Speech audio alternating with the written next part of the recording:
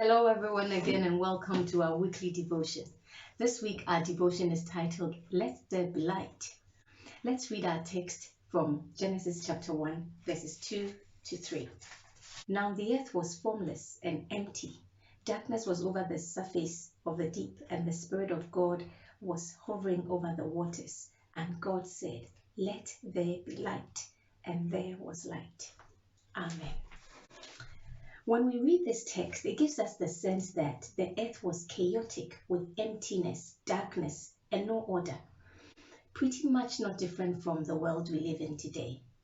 And in that state, God clearly announces his nature. God saw that the light would be good to bring every mess to bear so that it could be organized.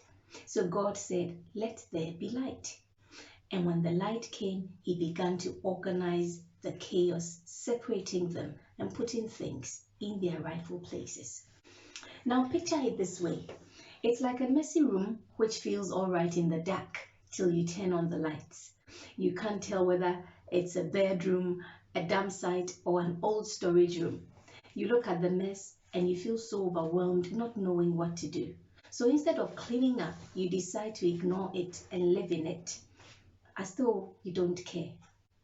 After all, it's my room and I don't have any problem with it, so why should anybody else? You try as much as possible to keep the messy room from everyone's sight. You keep it in the dark, and day after day, more dirt adds up to the old mess. Then somehow your parents open your door and see the mess and wonder how you can live in such a place. But then they notice how overwhelmed you could be, for which reason you can't do anything about it. So what do? They offer to do it for you or help you to put your room back together.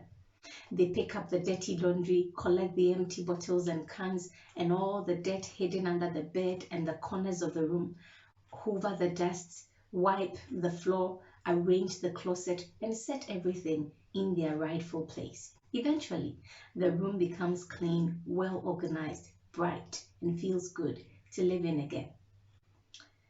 That's what God's light does to us. It shines into our lives and reveals all the dirt and chaos, the emptiness. And with that light, he organizes our lives, one thing after the other, until once again our lives get ordered and it makes sense. God is light, and he cannot look on at darkness. Whenever he comes into a dark place, he calls in light, and the light dispels the darkness. Since the time of creation, God has been in the business of calling light into the world, into our lives, into our circumstances. Sometimes, in order to avoid our parents' rebuke while helping us to clean up, we say, nope, we don't need help. We can fix it ourselves, but then it never gets fixed. That's how we sometimes treat God too. We avoid God's correction in helping to order our lives, and so we shut the door behind us and say, nope, I don't need help, and I don't need God. And we continue to live in darkness. But you see, God doesn't help us out of frustration like perhaps what our parents might do. He does it out of need.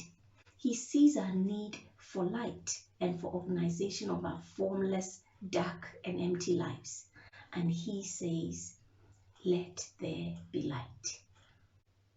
You can receive God's light through his Son, Jesus Christ. Amen. Our memory verse for the week is from 1 John chapter 1, verse 5b. God is light. In him there is no darkness at all. Amen.